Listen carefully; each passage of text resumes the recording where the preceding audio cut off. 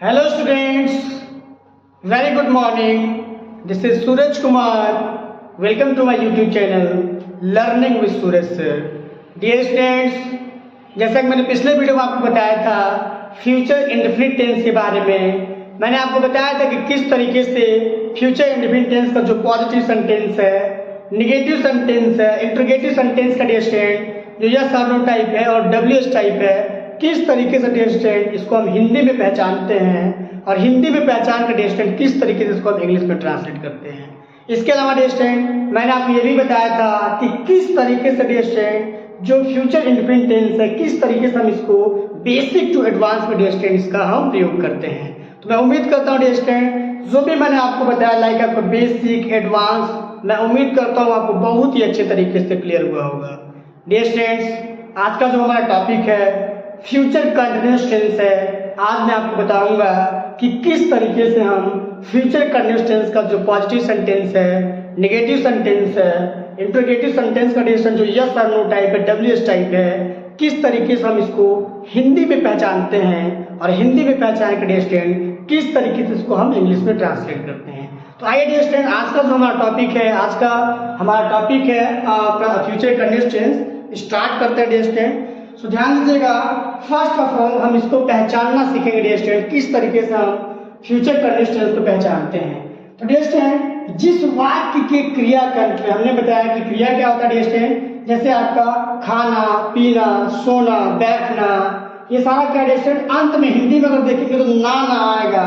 तो आपको ये ध्यान देना डिस्टेंस कि जिस वाक्य के क्रिया के अंत में क्या है, रहा होगा, रही होगी, रहा होगा या डिस्टेंस रहे होंगे, रहा होगा, रही होगी, रहे होंगे या रहा होगा शब्द आता है डिस्टेंस हम क्या कहते हैं, फ्यूचर कंटिन्यूअस टेंस कहते हैं। एक बार मैं फिर से रिपीट करता हूँ डिस्टेंस, ये आपको ध्यान देना है कि जिस वाक्य के क्रियाकंत में रहा होगा, रही होगी, रहे होंगे या रहा होगा शब्द आता है डिस्टेंस, तो क्या होता है आपका फ्यूचर कंटिन्यूअस टेंस कहलाता है। तो डिस्टेंस आइए हम जानते हैं, अभी आपने सीखा कि पहचान सीखा कि हिंदी में किस तरीके से पहचानते हैं। आइए जानते हैं डिस्टेंस कि किस तरीके से हम इसको हिंदी से इंग्लिश में ट्रांसलेट करते हैं।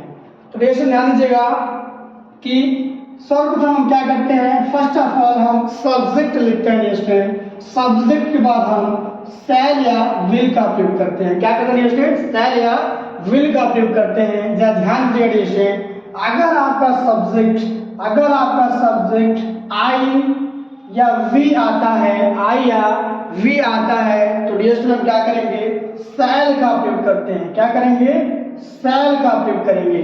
अगर सब्जेक्ट हमारा आई और वी आता है तो शैल का प्रयोग करते हैं।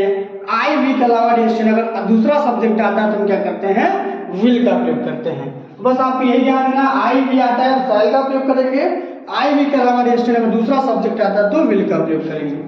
फिर डिस्टेंस क्या करते हैं, बी का प्रयोग करते हैं, बी का प्रयोग करते हैं।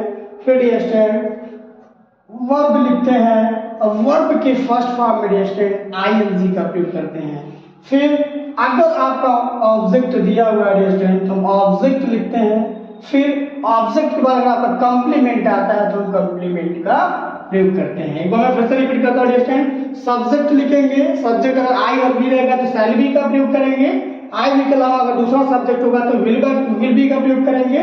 फिर डिस्टेंस वर्ब के फर्स्ट फॉर्म में आईएनजी का प्रयोग करते हैं। फिर ऑब्जेक्ट लिखते हैं, ऑब्जेक्ट के बाद डिस्टेंस अगर आपका कॉम्प्लीमेंट दिया हुआ है तो हम क्या करते हैं, कॉम्प्लीमेंट का प्रयोग करते हैं। तो डिस्टेंस मैं उम्मीद करता हूँ आपको रूल भी समझ में आया होगा। आइए हम जानते हैं किस तरीके से इस रूल से की सहायता से डिस्टेंस हम हिंदी से इंग्लिश में ट्रांसलेट करते हैं सेंटेंसेस को।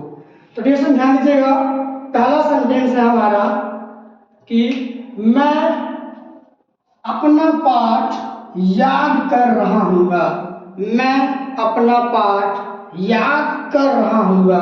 तो डिस्टेंस ध्यान दीजिएगा कि मैं आई मीन्स क्या होता है डिस्टेंस, मैं होता है, क्या होता है, मैं होता है। तो अभी मैंने जस्ट बताया आपको कि अगर आई और वी रहेगा तो हम शैल बी का प्रयोग करेंगे, आई वी के अलावा दूसरा सब्जेक्ट रहेगा तो विल बी का प्रयोग करेंगे। क्या लिखेंगे डिस्टेंस, आई आ रहा था हम क्या लिखेंगे, शैल, आई शैल, फिर डिरेक्शन बी का प्रयोग करेंगे, आई शैल बी। फिर वर्ब के फर्स्ट फॉर्म में हम आई लिखते हैं। वर्ब का डिरेक्शन याद करना, क्या आपका याद करना। तो डिरेक्शन याद करना किस मीन्स होता है आपका, लर्न मीन्स होता है आपका याद करना, लर्न। इसमें हम क्या करेंगे, आई का प्रयोग करेंगे, आई शैल बी, आई का प्रयोग करेंगे, क्या होगा learning, I shall be learning. फिर कौन सा पार्ट डिरेक्शन, अपना पार्ट, अपना पार्ट। तो डिरेक्शन आई के साथ हमेशा हम अपना का अंग्रेजी क्या लिखते हैं, माई लिखते हैं। I shall be learning, learning my lesson means होता है direction part, I shall be learning my lesson. हम क्या लिखेंगे, फर्स्ट ऑफ ऑल हमने सब्जेक्ट लिखा, आई लिखा। आई जैसा कि डिरेक्शन आपको पता है, मैंने बताया कि आई भी रहेगा तो शैल बी का प्रयोग करेंगे, मैंने शैल बी का प्रयोग किया। फिर जो वर्ब है डिरेक्शन लर्न मीन्स होता है याद करना, उसमें हमने आई का प्रयोग किया। फिर अपना पार्ट, जब भी आपका अपना आता है और मैं सब्जेक्ट के रूप में आता है तो आई के साथ अपना अंग्रेजी क्या लिखते हैं डिरेक्शन माई का प्रयोग करते हैं। तो माई लेसन मीन्स क्या होता है, डिरेक्शन पार्ट होता है। तो डिरेक्शन पहला जो एग्जाम्पल आपको समझ में आया होगा। आइए दूसरा एग्जाम्पल देखते हैं। दूसरा एग्जाम्पल है, हम एक गेंद फेंक रहे होंगे, हम एक गेंद फेंक रहे होंगे। तो डिरेक्शन वी मीन्स क्या होता है आपका, वी मीन्स होता है आपका हम। तो आई अभी रहेगा तो शैल बी का प्रयोग करेंगे, यहाँ क्या लिखेंगे shall be, we shall be. Throw means होता है डिरेक्शन फेंकना, क्या होता है, थ्रो मीन्स होता है फेंकना, THROW, थ्रो मीन्स होता है फेंकना। वर्ब में क्या होगा आपका, ING का प्रयोग हुआ, तब क्या लगाएंगे ING लिख देंगे, throwing, we shall be throwing. क्या फेंक रहे हैं डिरेक्शन, हमें उत्तर क्या मिला, क्या लगाने से हमें ऑब्जेक्ट मिलता है, तो एक गेंद क्या आपका ऑब्जेक्ट है, we shall be throwing a ball, a ball, we shall be throwing a ball. फिर डिरेक्शन ध्यान दीजिए कि अगला एग्जाम्पल देखिएगा। अगला एग्जाम्पल है आपका, वह क्रिकेट खेल रहा होगा, वह क्रिकेट खेल रहा होगा। तो डिरेक्शन सब्जेक्ट इसमें क्या है आपका, वह है, सब्जेक्ट क्या है आपका वह है। तो वह की इंग्लिश होती है डिरेक्शन ही होती है, क्या होती है आपकी ही होती है। जैसा कि हम ये जानते हैं कि आई भी रहेगा शैल बी का प्रयोग करेंगे, आई भी के अलावा दूसरा सब्जेक्ट होगा तो हम विल बी का प्रयोग करेंगे। ही आ रहा डिरेक्शन में, यहाँ हम क्या लिखेंगे, he will be, he will be. Play means होता है डिरेक्शन खेलना, ही विल बी, प्ले में ING का प्रयोग करेंगे, ही विल बी प्लेइंग। क्या खेल रहा है डिरेक्शन क्रिकेट, तो क्या लिखेंगे, he will be playing cricket, he will be playing cricket. देखिए कितना आसान है, हमने सब्जेक्ट लिखा, सब्जेक्ट बाद हमने सब्जेक्ट के अनुसार विल बी का प्रयोग किया, फिर वर्ब में ING, प्ले है आपका, वर्ब में ING का प्रयोग किया, फिर हमने ऑब्जेक्ट लिखा। अगला एग्जाम्पल देखिए इस टाइम, वह बागीचे में फूल तोड़ रही होगी, वह बागीचे में फूल तोड़ रही होगी। डिरेक्शन सी मीन्स होता है आपका वह, सी लिखेंगे। फिर सी आ रहा तो हम क्या करेंगे, विल बी का प्रयोग करेंगे, she will be, she will be. फिर डिरेक्शन तोड़ना किस मीन्स होता है, प्लक मीन्स होता है तोड़ना। डिरेक्शन प्लक मीन्स क्या होता है आपका तोड़ना, इसमें ING लिख देंगे, she will be play plucking. Plucking क्या तोड़ रहा है डिरेक्शन, तो आपका ऑब्जेक्ट क्या है, फूल है। She will be plucking the flower, she will be plucking the flower. फिर डिरेक्शन कहाँ तोड़ रहा है, बागीचा। डिरेक्शन क्या है, बागीचे में। ये जो डिरेक्शन बागीचे में है ये क्या आपका, ये डिरेक्शन क्या है, कॉम्प्लीमेंट। हम क्या प्रयोग करेंगे, in the garden, in the garden, in the garden. तो डिरेक्शन ध्यान दीजिएगा, she will be plucking the flower in the garden. फिर अगला एग्जाम्पल देखिए डिरेक्शन, लड़के फुटबॉल खेल रहे होंगे, लड़के फुटबॉल खेल रहे होंगे। तो डिरेक्शन सब्जेक्ट क्या है आपका, लड़का है, लड़के हैं, तो हम क्या करेंगे, द बॉयज, द बॉयज। फिर डिरेक्शन आपका क्या है, क्योंकि सब्जेक्ट आई के अलावा अदर सब्जेक्ट है तो हम क्या करेंगे, विल बी का प्रयोग करेंगे, the boys will be, the boys will be. Play means होता है डिरेक्शन खेलना, प्लेइंग फुटबॉल। डिरेक्शन क्या खेल रहे हैं, football. The boys will be playing football. अगला एग्जाम्पल देखिए स्टूडेंट, मैं अंग्रेजी पढ़ा रहा हूँगा। अब क्या है स्टूडेंट, मैं अंग्रेजी पढ़ा रहा हूँगा, तो आई मीन्स क्या होता है आपका मैं होता है। आई सब क्या होगा स्टूडेंट, शैल बी का प्रयोग होगा। I shall be, I shall be. Teach means होता है स्टूडेंट पढ़ाना, आई शैल बी टीच। अब आईएनजी का प्रयोग कर देंगे student, I shall be teaching. क्या पढ़ा रहा होगा, English. I shall be teaching English, I shall be teaching English. देखिए कितना आसान है। सब्जेक्ट का प्रयोग हुआ, सब्जेक्ट के अनुसार हमने शैल बी का प्रयोग किया, फिर ये स्टूडेंट वर्ब जो टीचिंग, टीच मीन्स पढ़ाना होता है, वर्ब का प्रयोग किया, फिर ऑब्जेक्ट लिखा। अगला एग्जाम्पल देखिए स्टूडेंट कि हम अंग्रेजी पढ़ रहे होंगे, हम अंग्रेजी पढ़ रहे होंगे। तो डियर स्टूडेंट, हम की जो अंग्रेजी होती है क्या होता है आपका, वी होता है, और वी के साथ क्या लिखेंगे स्टूडेंट, शैल का प्रयोग करेंगे। We shall be. पढ़ना डियर स्टूडेंट, रीड मीन्स क्या होता है आपका पढ़ना, we shall be reading, we shall be reading. क्या पढ़ रहे होंगे डियर स्टूडेंट, इंग्लिश। क्या लिखेंगे, we shall be reading English, we shall be reading English. अगला एग्जाम्पल देखिए स्टूडेंट, सीता एक पत्र लिख रही होगी। तो स्टूडेंट कौन एक पत्र लिख रहा होगा, उत्तर मिला सीता। तो सीता लिखेंगे स्टूडेंट, सब्जेक्ट क्या लिखेंगे, Sita will be write means होता है स्टूडेंट लिखना, सीता विल बी राइटिंग, वह आईएनजी का प्रयोग करेंगे। Sita will be writing a letter. क्या लिख रही होगी, एक पत्र लिख रही होगी। Sita will be writing a letter, Sita will be writing a letter. देखिए बहुत ही आसान है स्टूडेंट, बहुत ही आसान है। पहले हम क्या करते हैं, सब्जेक्ट लिखते हैं, सब्जेक्ट पर शैल या विल का प्रयोग करते हैं अकॉर्डिंग टू सब्जेक्ट, उसका बी का प्रयोग करेंगे, वर्ब में आईएनजी का प्रयोग करेंगे, ऑब्जेक्ट प्लस कंप्लीमेंट। तो डियर स्टूडेंट्स, मैं उम्मीद करता हूं कि जो मैंने आपको बताया कि किस तरीके से पॉजिटिव सेंटेंस को हिंदी में पहचानते हैं, और हिंदी में पहचान कर डियर स्टूडेंट किस तरीके से उसको इंग्लिश में ट्रांसलेट करते हैं। तो जो भी मैंने आपको समझाया डियर स्टूडेंट, आपको अच्छे तरीके से समझ में आया होगा। अगर समझ में आया डियर स्टूडेंट, तो इसका स्क्रीनशॉट ले लीजिए। इसके बाद डियर स्टूडेंट मैं आपको जो अगला टॉपिक है फ्यूचर कंटिन्यूअस टेंस का जो नेगेटिव सेंटेंस है, मैं आपको बताऊंगा। स्टूडेंट्स, मैं आपको बताता हूं कि किस तरीके से अब हम फ्यूचर कंटिन्यूअस टेंस का जो नेगेटिव सेंटेंस है, नेगेटिव सेंटेंस को किस तरीके से हम हिंदी में पहचानेंगे, और हिंदी में पहचान के डियर स्टूडेंट किस तरीके से हम इसको इंग्लिश में ट्रांसलेट करेंगे। तो डियर स्टूडेंट ध्यान दीजिएगा, जैसा कि मैंने आपको बताया था पॉजिटिव सेंटेंस में कि वाक्य के क्रिया के अंत में रहा होगा, रही होगी, रहा होगा या डियर स्टूडेंट रहे होंगे शब्द आते हैं, तो वो क्या कहलाता था आपका, पॉजिटिव सेंटेंस कहलाता था। तो डियर स्टूडेंट नेगेटिव सेंटेंस में क्या होता है कि वाक्य में आपका नहीं दिया रहता है, क्या रहता है, नहीं रहता है, और नहीं के बाद डियर स्टूडेंट क्रिया के अंत में रहा होगा, रही होगी, रहे होंगे या रहा होगा शब्द आएगा डियर स्टूडेंट, तो वो क्या कहलाएगा आपका फ्यूचर कंटिन्यूअस टेंस का नेगेटिव सेंटेंस कहलाएगा। तो आइए डियर स्टूडेंट, मैं उम्मीद करता हूँ आप पहचानना सीख गए होंगे कि किस तरीके से डियर स्टूडेंट कि हिंदी में पहचानते हैं। आइए जानते हैं कि किस तरीके से आप इंग्लिश में, हिंदी से इंग्लिश में किस तरीके से हम इसको ट्रांसलेट करते हैं।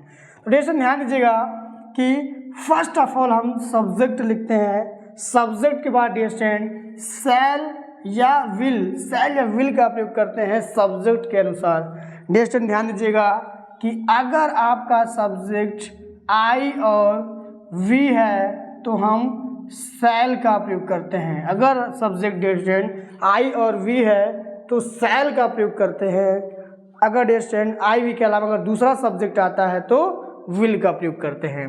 तो डियर स्टूडेंट ध्यान दीजिएगा, सब्जेक्ट आई और वी रहेगा तो shall not be, I we के अलावा डियर स्टूडेंट अगर दूसरा सब्जेक्ट रहेगा तो विल नॉट बी का प्रयोग करते हैं। फिर डियर स्टूडेंट वर्ब के फर्स्ट फॉर्म में आईएनजी लिखते हैं, फिर ऑब्जेक्ट लिखते हैं अगर ऑब्जेक्ट दिया है। फिर डियर स्टूडेंट अगर आपका कंप्लीमेंट का प्रयोग हुआ है तो हम कंप्लीमेंट का प्रयोग करते हैं। तो बहुत आसान है डियर स्टूडेंट, सब्जेक्ट पर शैल या विल सब्जेक्ट के अनुसार, फिर नॉट बी, फिर डियर स्टूडेंट वर्ब के फर्स्ट फॉर्म में ING, object plus complement. Plus dear student last में हम क्या करते हैं, फुल स्टॉप का प्रयोग करते हैं। तो आइए डियर स्टूडेंट इस रूल को हम हिंदी में अप्लाई करते हैं। हम जानते हैं किस तरीके से हिंदी से इंग्लिश में ट्रांसलेट करेंगे इस रूल के द्वारा। तो डियर स्टूडेंट सेंटेंस है हमारा, मैं एक सेब नहीं खा रहा हूँगा। मैं एक सेब नहीं खा रहा हूँगा। तो डियर स्टूडेंट सब्जेक्ट लिखेंगे। सब्जेक्ट क्या है डियर स्टूडेंट, आई है। क्या सब्जेक्ट आपका आई है, तो आई के साथ क्या लिखेंगे dear student, shall not be. I shall not be. फिर डियर स्टूडेंट क्या करेंगे, वर्ब लिखेंगे। वर्ब इट मीन्स होता है डियर स्टूडेंट खाना। I shall not be eating. I shall not be eating, क्या नहीं खा रहा हूँ डियर स्टूडेंट, एक सेब, तो an apple. I shall not be eating an apple. तो बहुत ही आसान है डियर स्टूडेंट। सब्जेक्ट लिखा, सब्जेक्ट के बाद हमने शैल या विल का प्रयोग किया सब्जेक्ट के अनुसार। फिर नॉट बी और वर्ब आईएनजी ऑब्जेक्ट, कंप्लीमेंट का प्रयोग नहीं हुआ डियर स्टूडेंट। फिर अगला एग्जांपल देखिए, हम क्रिकेट नहीं खेल रहे होंगे। हम क्रिकेट नहीं खेल रहे होंगे। तो डियर स्टूडेंट वी मीन्स क्या होता है आपका, हम होता है। जैसा कि मैंने बताया अगर आई भी रहेगा तो शैल नॉट बी का प्रयोग करेंगे। तो क्या लिखेंगे dear student, we shall not be play means होता है डियर स्टूडेंट खेलना, तो वर्ब में हम आईएनजी का प्रयोग करेंगे।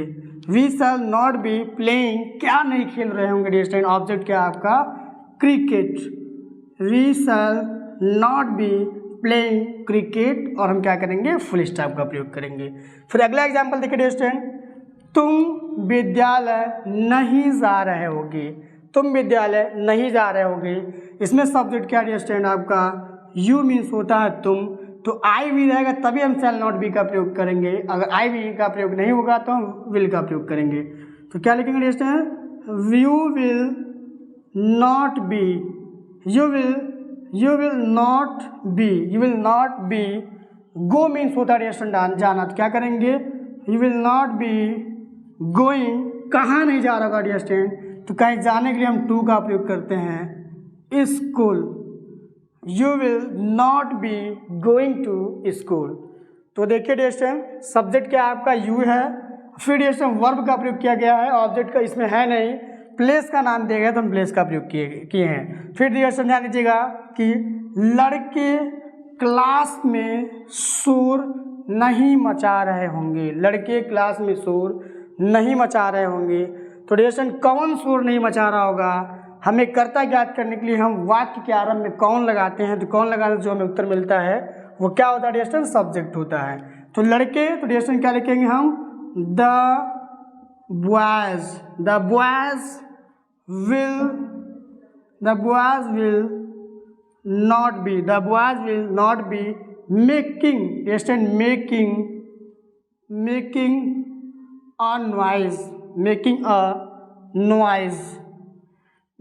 a noise in the class, dear student, in the class.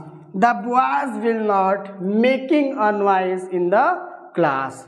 फिर डियर स्टूडेंट अगला एग्जाम्पल देखिए, वे सब्जी नहीं खरीद रहे होंगे। वे सब्जी नहीं खरीद रहे होंगे, कौन सब्जी नहीं खरीद रहा है डियर स्टूडेंट, सब्जेक्ट मिलेगा हमें, दे मीन्स होता है आपका वे डियर स्टूडेंट। दे आई भी रहता तो हम शैल बी का प्रयोग करते, लेकिन आई बी का प्रयोग नहीं है, हम क्या करेंगे, विल नॉट बी लिखेंगे dear student. They will not be buy means होता है डियर स्टूडेंट खरीदना। They will not be buy में आईएनजी का प्रयोग करेंगे। They will not be buying, क्या नहीं खरीद रहे होंगे dear student, vegetables. They will not be buying vegetables. फिर डियर स्टूडेंट अगला एग्जाम्पल देखिए, वह एक गाना नहीं गा रही होगी। वह एक गाना नहीं गा रही होगी, डियर स्टूडेंट देखिए नहीं आया है और अंत में क्या आ रहा है आपका, रही होगी।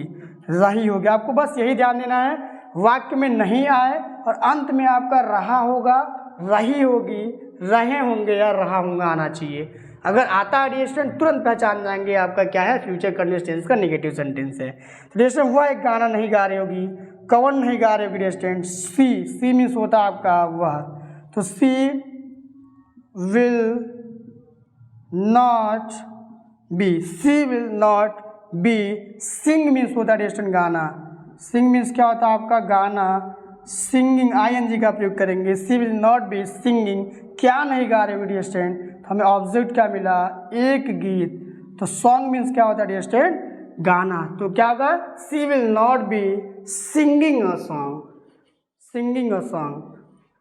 तो डियर स्टूडेंट्स, मैं उम्मीद करता हूँ कि आज का जो टॉपिक रहा आपको बहुत ही अच्छे तरीके से समझ में आया होगा।